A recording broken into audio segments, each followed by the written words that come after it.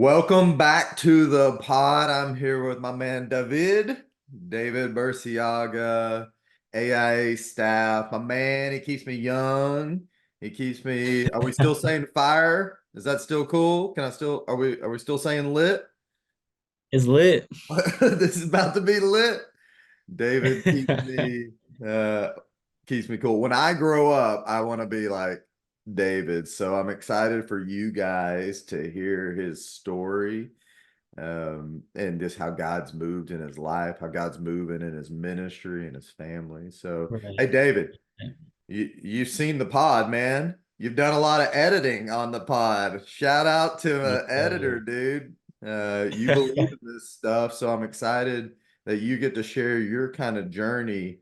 You know how we do this. Right. So give me your porn story, dude. Like, when did you see it? What happened? How did it affect you? Hit it. Yeah. Yeah. So it started off at a young age. I was in middle school. It was sixth grade year actually. And I was actually introduced to it by my cousin. And so started at a young age. I mean, we would always hang out. We were super close and we'd always hang out at his house and stuff. We'd play video games, just all that. But I guess he was a little bit ahead of me. He's older than me. And so I guess he was just trying to teach me what was going on because he was like 2 years ahead of me. And so I guess he was just trying to show me what everybody was up to and what everybody was doing. And so one day we're at his house and he just shows it to me. And, I didn't think much of it. I was just like, okay, like it seems like a little bit more detailed than like, say, a rated R movie would be. But I didn't know that that was going to be, the biggest thing in my life that really kind of changed it for the worse in that sense. And so, I mean, after that, I just kind of, I took that and I kind of remembered what, not necessarily the website, but what it was called. And then I just kind of went home. And from there, I kind of just journeyed on my own, trying to adventure into what it was more. The What are some other curiosity things? was sparked, right? Yes. Yeah, definitely. It was a spark that kind of just took off. And I didn't really think much of it. I was just like, this is what he showed me. This is what people are doing. Like, I'm chilling, I'm fine. And so, that's a other huge part of it where I was just kind of doing it on a during the week as just start as a sixth grader, which is insane to think about. And so just did that for years on years from sixth grade up into high school. And it just continued to happen through that. And then the crazy thing was that I never knew it was a bad thing until I got to high school, because I guess I was kind of my mom was like really involved with churches, and so she would help with church plants, and so a lot of the churches didn't have youth, and so like we finally got to a church that we got plugged into that had youth, and it talked about like pornography and how it was bad, and I was like, what? I've been Wait a watching. minute. I, I said I've been watching this thing for a minute, and I'm like, this is I'm bad. 6 years into this thing. And so I'm just like, oh my, like what has been going on? Like I had no idea. Nobody ever told me that it was bad. And so it was just like such a revelation to me. And so I was just like, oh my gosh, this is insane. And so I was like, I gotta get rid of this. I gotta boot it. And then you know how it is. It was just I couldn't do it. I couldn't get rid of it. I Hmm. needed it. I needed the hit of dopamine in my life because that's what I was just from sixth grade to high school. Like that's just the habit.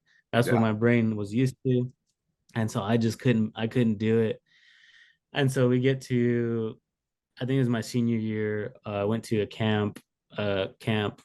Christian like camp for youth or whatever. And, I was free for like half a year maybe, or I think I was probably like 8 months or so, and then I kind of fell back into it again, and then Yeah. went to SAGU, my college. My freshman year, I was free for that whole freshman year. I did wait, no, my freshman year I didn't have any relapses with porn or masturbation, and then my sophomore year, I relapsed once in that sophomore year of just masturbation or pornography. And then my junior year, that's when it got really bad. I don't know what it was. I just relapsed terribly. Pornography, masturbation. I was just going through it, I guess. I can't really tell you how or why I relapsed again, but that's just how it was. And then my fourth year, I was relapsing, but it wasn't so much pornography, it was more masturbation. And then this last year, which was when I was kind of more getting in, not necessarily off the bat getting involved with uh, your intern group, but more towards the latter end. After kind of relapsing and kind of through pornography, even masturbation, as I get plugged into the group, that's where I kind of start finding freedom as a as it because it's such a new thing to me with the group, and I'm sure we'll go more into detail about it. Right. But Yeah, uh, man. that's where I started finding real freedom within this group that I'm in with you, and just the community around it, and that's where I really started finding freedom. It's legit, isn't it, man? The It group, is. It's oh, the real deal. you guys are studs. One of my favorites. Hey, I appreciate you being real, dude, and sharing kind of your journey, the frustrations, and then, man, I'm seeing some success, but then I'm going back into these times of Mhm. relapse, and Yeah. now in our group, we've really been able to unpack why. Like, hey, this is yeah, you can white knuckle it, you can grit it out, and you'll see times of success, but if you don't dive into the root issues and causes and have that community around you, you're screwed. Like, dude, it's coming back. Yeah.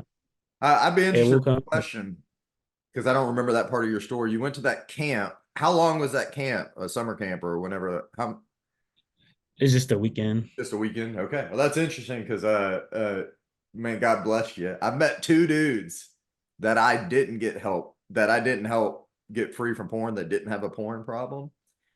And I didn't Mm. believe them until they told me their story. Well, like, man, I went to this camp all summer and we didn't have cell phone service. Or one guy was doing cross Uh, country out in the desert training where they didn't have. I was like, oh, so you had an unintentional detox. right. Right. I was Right. wondering if that was your story. So, dude, tell me a little bit about our group. Well, tell the viewers. I know about it.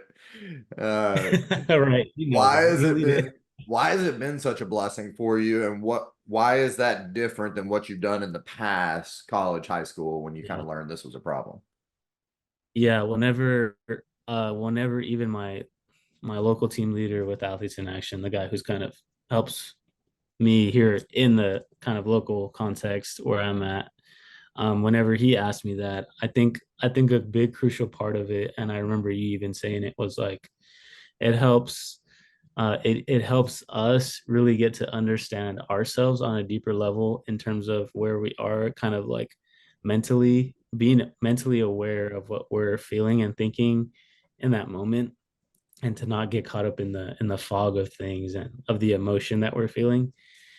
And so I feel like for me, that was like a big thing for us as a group, because I feel like that's a huge part of it. Like, we're having to understand ourselves on such a deep level that we can know whenever we feel like we're getting into that danger zone of like we're almost gonna or have a relapse. And so that's where we get to really call out to people with brace calls, as I remember in the other episode that we've had, that you get to be prepared for those situations where in the past, it was just kind of like, Yeah, man, I'm feeling like this. It's either gonna go the good way or the bad way, and I'm gonna relapse, or I'm gonna yeah. be good and not relapse. And so this is working in our favor in terms of increasing the odds of not having a relapse.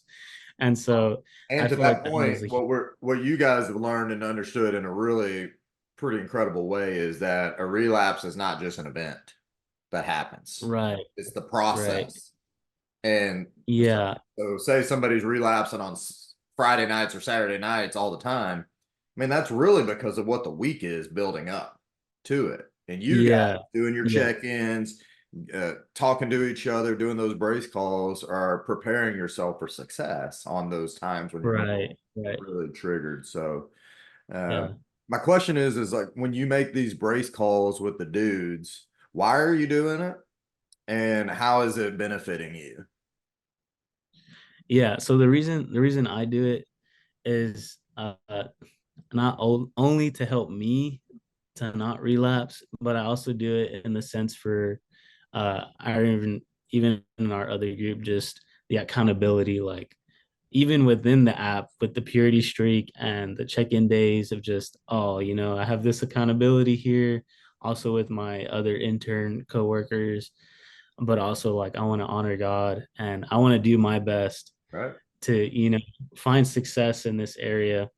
And so those are like some of the main reasons of why I do it, to ultimately for looking out. I want to look out for my own future and for the things ahead of just as I kind of hear the other podcasts of like just how it was such a hard struggle to go through in marriage. And so like just wanting to tackle this now and get ahead of the problem before it gets dragged into like marriage or something like that. And so I love all you dudes are single. Some have girlfriends, but you're not married. And yeah. y'all are living your lives now in preparation, Lord willing, he Hmm. brings you a wife, right? Man, that is Right. countercultural to what every other dude Yeah. your age is doing. They're living what they think is their best life now, and no, man, they're screwing themselves over. Like I tell you guys Right. all the It's true. time, I'm trying to get you laid to the glory of Right. God, right? Right. In the context of your marriage, and I throw out all these awkward sayings that you guys will blush and then die laughing, and you send back all the gifs. Uh, but dude, I am proud of y'all and the what you've done to Yeah. honor God and honor your Hmm. spouse. Um, Right. you'll be blessed, dude, because of the work you're putting in. Yeah. Hey man, tell Yeah. me a verse. I like to ask this question to guys. Tell me a verse that you kind of go to. It's your go-to to help you in this area of sexual wholeness. That will Yeah. help other guys listening, and maybe they can store that up in their heart so that when they're triggered, they can go to it. Yeah. I mean, I know we had talked about this one in our, because even within we have our intern group, but just through you encouraging us and stuff, me and my local team leader we were able to plant something on our campus and see the cool freedom that our students are finding, even That's so out of cool. my context on campus. And so this was one of the verses that we wanted to memorize in our group.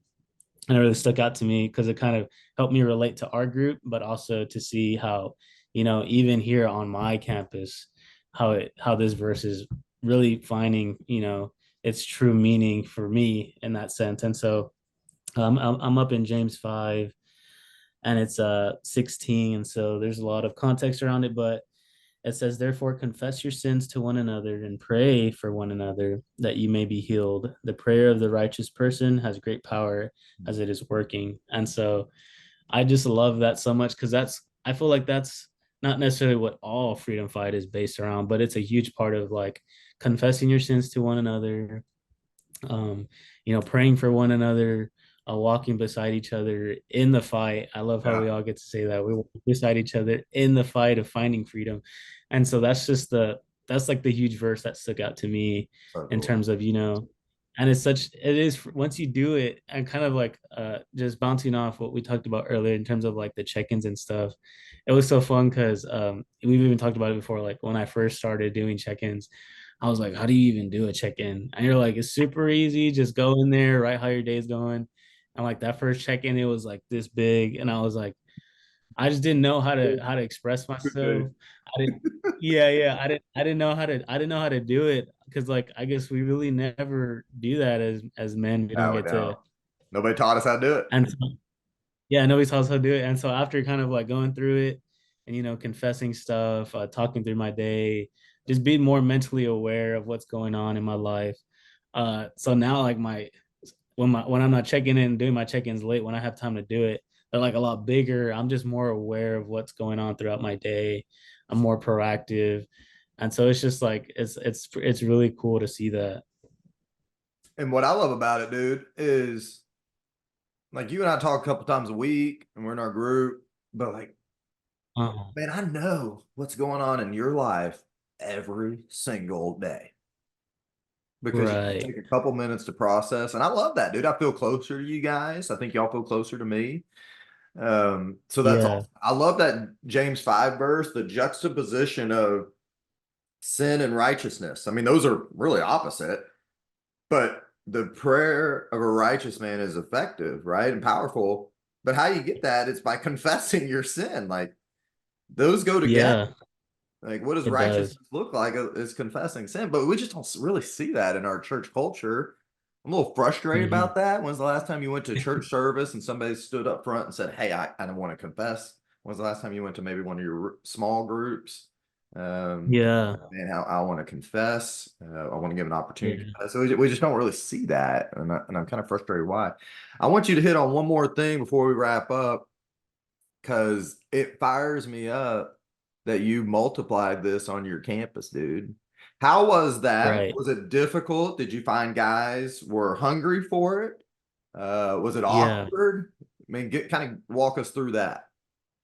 yeah. So I couldn't tell you the beginning part because my LTL kind of got it launched. He invited a bunch of guys in, and so but from what he's told me, he said it was a very easy buy-in because nobody, at least on our campus, it is a private Christian school, and so we do see that kind of overbearingness of like the things are it can be intentional, but it can feel religious to the students. They got chapel, they got Bible class, Yeah, that's and another one. so Yeah. it's just a bunch of things that they're having to go through. And so we'll try and start studies, and we haven't been finding it to be successful. Like there's just another thing. But whenever we launched this Freedom Fight group, it was just game changing. We had never seen like the attendance throughout the semester was really crazy. Throughout there we would see maybe like a good amount not show up, but like for the whole semester,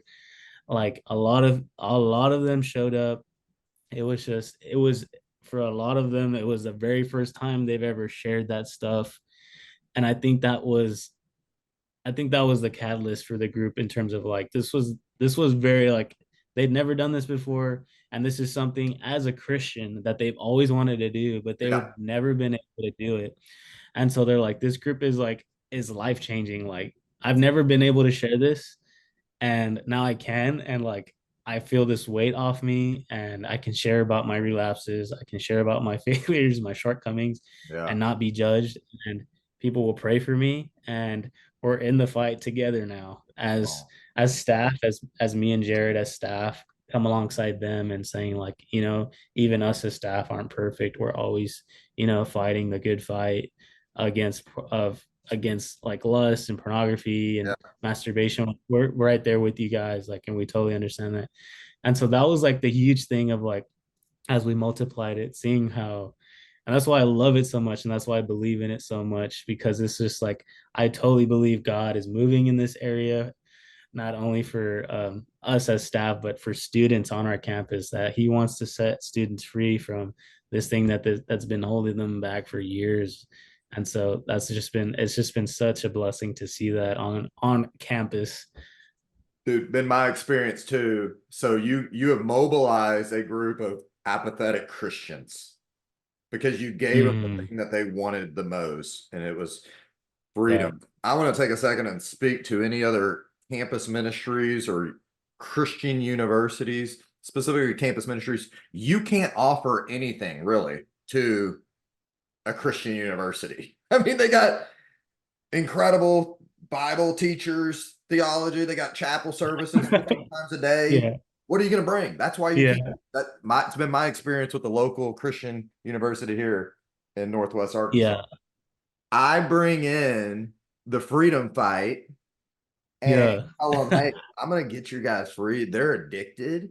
And you know what the athletic director did?